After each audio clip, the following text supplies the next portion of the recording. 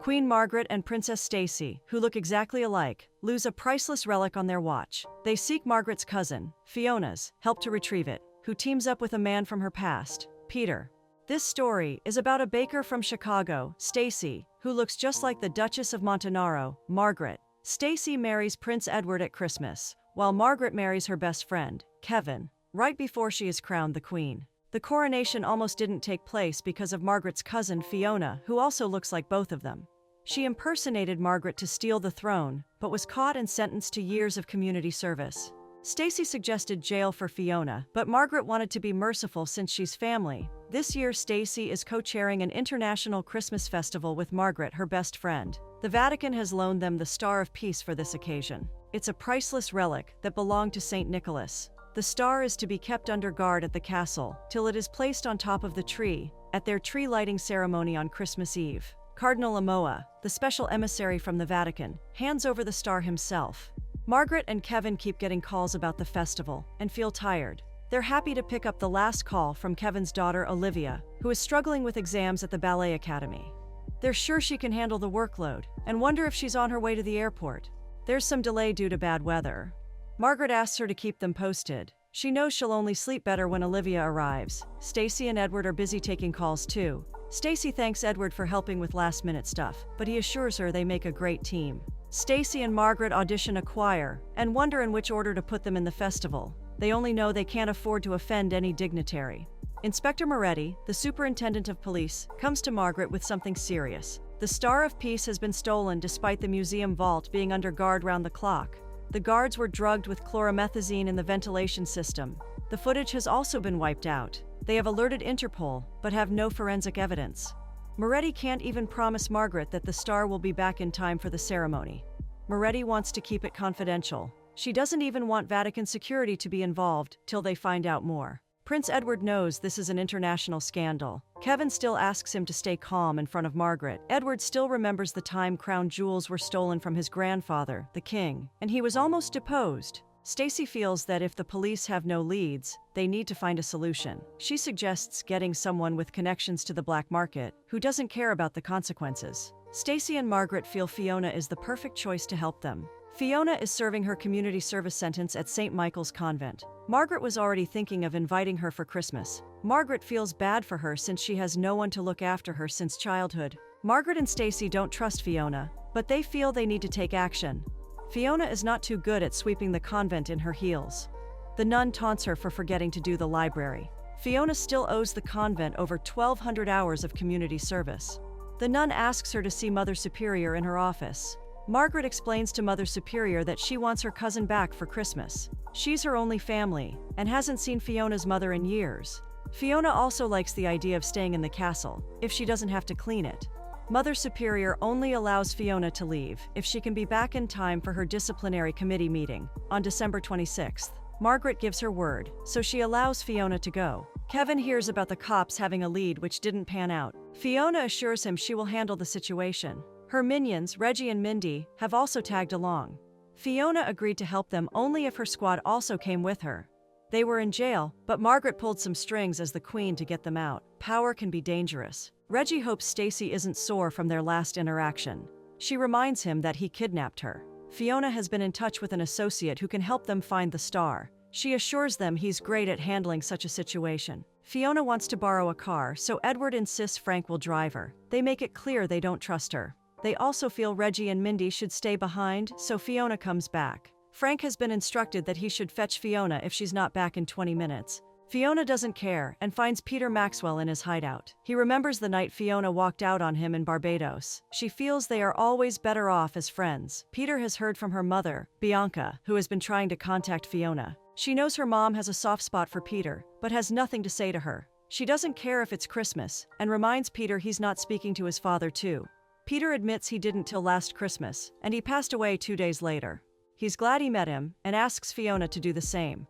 Fiona changes the topic to the star, and asks if he can help her. She explains she wants to make amends with Margaret for not being too kind to her last time. Peter has already done some research and has accessed the Interpol case file. He used to work with them and remembers how to get around their firewalls. That's scary. There are no suspects in the report, but the part about the drug used for the guards interested him. Interpol thinks the black market supply is limited to an Asian distributor. But Peter knows there's one more man in Geneva who runs an after-hours operation from his warehouse. From the security cameras along the riverbank, Peter has found footage of him dealing with Itai Kraus.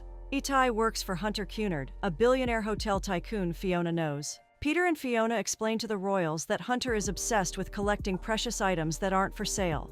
He loves an impossible challenge and seems to be behind this. Fiona refuses to let Margaret involve the police because Hunter has contacts everywhere. If he learns anything, they can lose the star forever. Peter feels their only option is to steal it back from Hunter. That should be easy. Fiona knows he hosts an exclusive soiree at his estate every Christmas. It's that Saturday, and security will be tight. But Peter knows vendors will keep coming and going, so they just have to occupy Hunter till they get it back. He feels they're lucky Hunter has always taken a liking to Fiona, who insists he wasn't her type.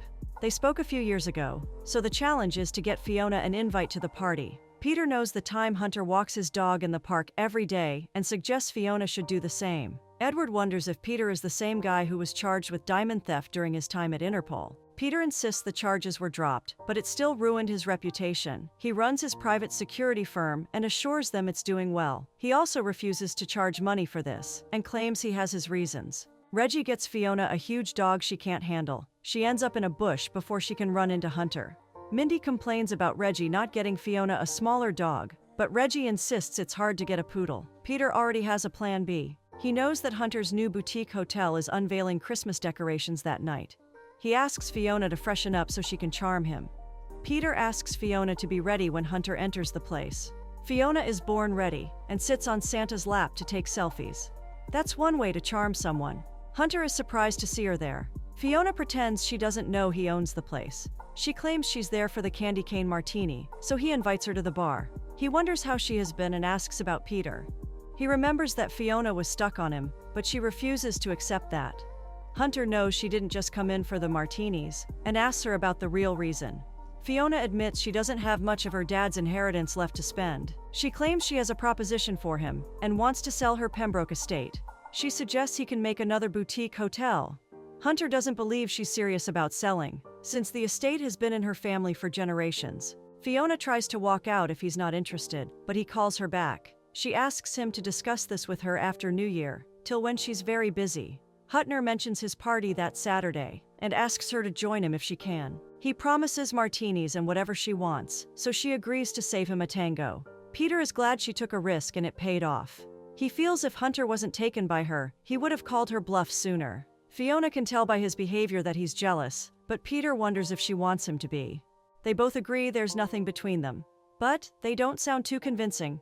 Peter asks Fiona to pick up Bianca's call when he notices it. She gets a flashback of her childhood days when Bianca is again leaving her at Manderston Academy with Peter for Christmas. Young Fiona wants her to stay, but Bianca doesn't care about the card she made. She's just in a hurry to catch her plane. In the present, Fiona cuts Bianca's call and gets teary. Peter shows them a blueprint of Hunter's Montanaro estate. His private office is right next to the gallery where he keeps his art collection. They can get past the door with a security code, but the display is surrounded by laser motion detectors. Peter will need a team of 3 to pull this off. One of them needs to override the camera system, while the other 2 break into the gallery and steal the star. They need to practice beforehand, because they can't afford to get caught. Hunter can't call the police for things he has stolen, but he is known for making his problems disappear. Fiona still thinks the biggest problem is that she has nothing to wear. Reggie and Mindy ask about their cut, but Fiona feels spending Christmas at the palace should be enough for them. They tease her about Peter, and surely feel there's something between them.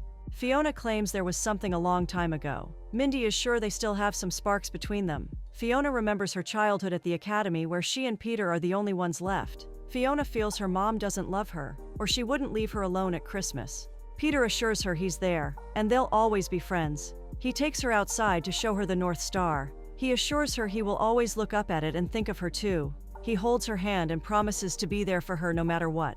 That night in the present, Fiona and Peter keep looking up at the North Star. Peter brings the team for practice and shows them how to get past the motion sensors. He reaches a point where a partner is needed to boost them over the high beam. Reggie is excited to try it out but activates the alarm in no time. Fiona asks them to learn from her and gracefully makes her way through the beams with Peter's help. She gets a message from Peter to meet her outside, who has arranged for a helicopter for them. Margaret loves whatever is happening between Peter and Fiona. Kevin hopes they're heading north because the storm is moving in from the south. The airport is closed, so Kevin plans to drive to where Olivia's flight has been rerouted. It's a long drive, and he will be gone a day to get her back safely. Margaret assures him she will be busy with meetings in the meantime, but will still miss him.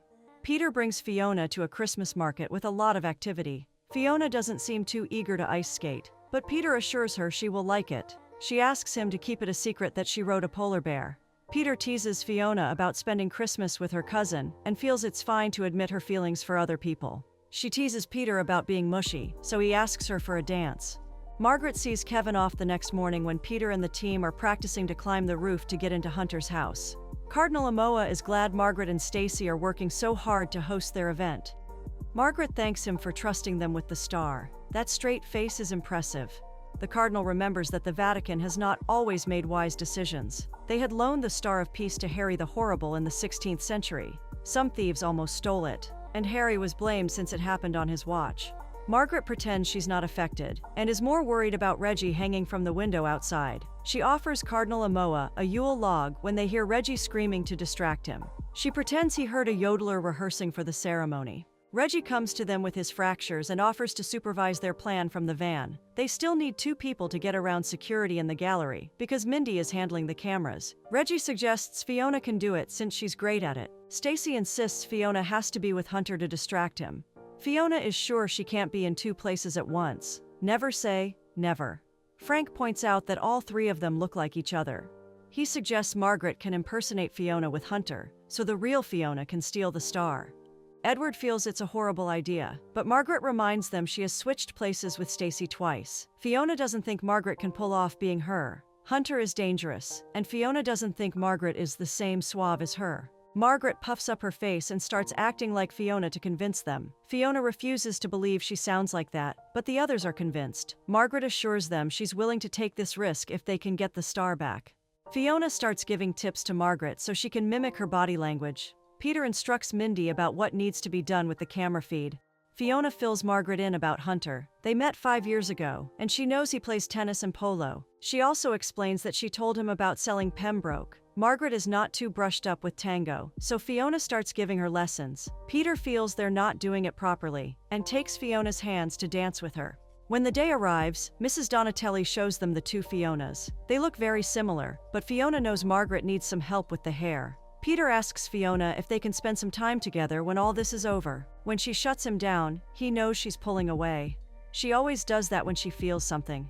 He knows Fiona left all those years ago because she had feelings for him, and not Hunter.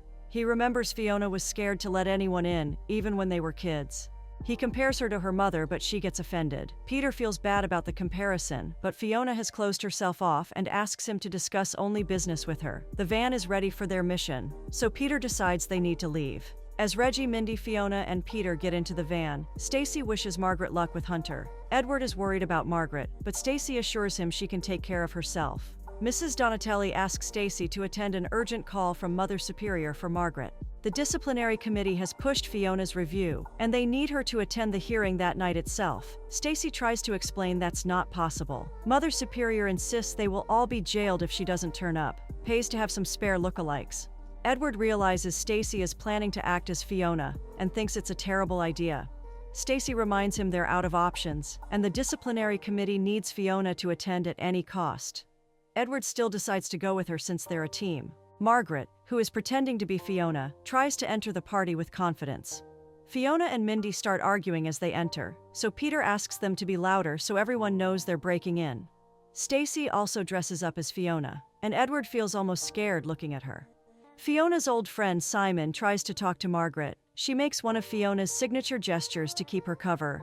Hunter is happy Fiona made it to the party, and Margaret convinces him with her love for the martinis. Mindy manages to break into the system, and they find the Star of Peace in the gallery just like Peter assumed. Reggie annoys Mindy with a nickname from the van, but she asks him to let her focus. She modifies the security footage and is relieved to hear the guards don't notice anything unusual. Hunter wonders if Fiona is still in touch with Peter, but Margaret pretends she hasn't spoken to him in years.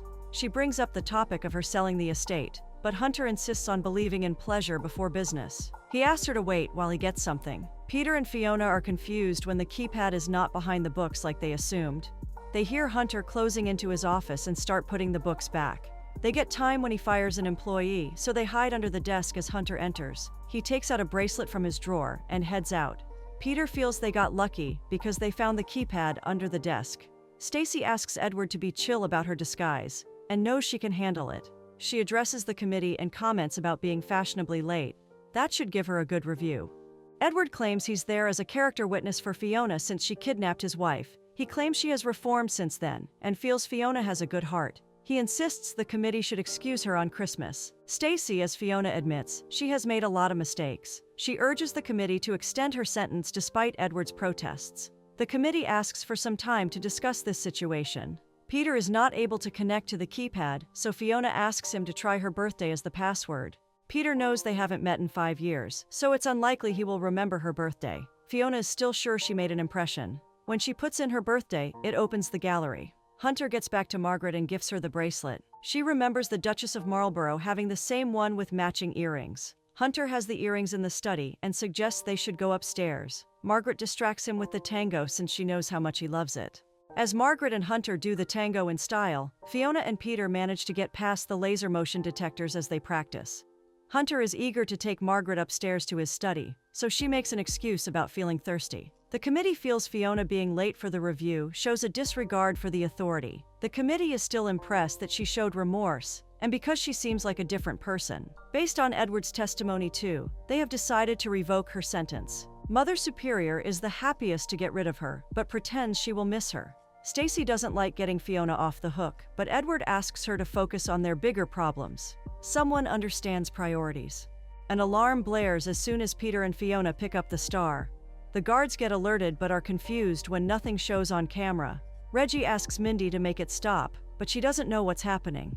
Fiona manages to place something else on the stand to stop the alarm. It works, so the guards feel it must be a false alarm. Reggie is still panicking and asks Frank to hurry and get in the van. Reggie asks Mindy to get out of there too, and doesn't care about Fiona and Peter. He will get someone killed.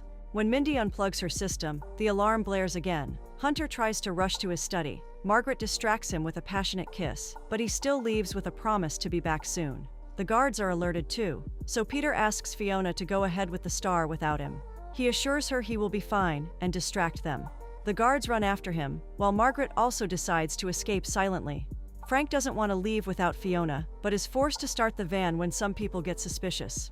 He stops when he watches Fiona calling out to him and reverses to pick her up. They manage to escape, and Hunter arrives at the gallery. He finds Peter's card near the missing star and gets angry. Stacy and Edward hear Fiona and her minions arguing. Fiona stops to ask Stacy for an explanation of why she's dressed as her. That's sort of the new normal now. Stacy fills her in about the disciplinary meeting, but asks what happened with them. Margaret informs them that they lost Peter since they had to create a diversion. Stacy hopes they at least got the star, and Fiona brags about always getting the work done. When she realizes there's a ball in the bag instead of the star, they know Peter switched the bags on purpose. Fiona feels betrayed, and Stacy and Margaret try to comfort her. Kevin and Olivia are very confused to find 3 Fionas standing in front of them. That is a scary sight. Margaret tries to prove to him that it's her by kissing him. Fiona gets a text from Peter asking her to meet at their academy the next day. The royals discuss informing the Cardinal and Moretti about their failure to retrieve the star. Stacy informs Fiona that she's free from her sentence. Margaret also invites her to spend Christmas with them. Fiona doesn't take well to the kindness and agrees to fly to Capri the next day with her minions. Fiona makes Mindy and Reggie stop at the Manderston Academy for a bit. She walks in and asks Peter about the star. Peter admits he needed to get her attention and promises to return the star if she meets Bianca in the dining hall. He doesn't want her to live an empty life and insists he wants her to have some support. Fiona gets irritated about him double-crossing her and threatens to call the police if he doesn't return the star.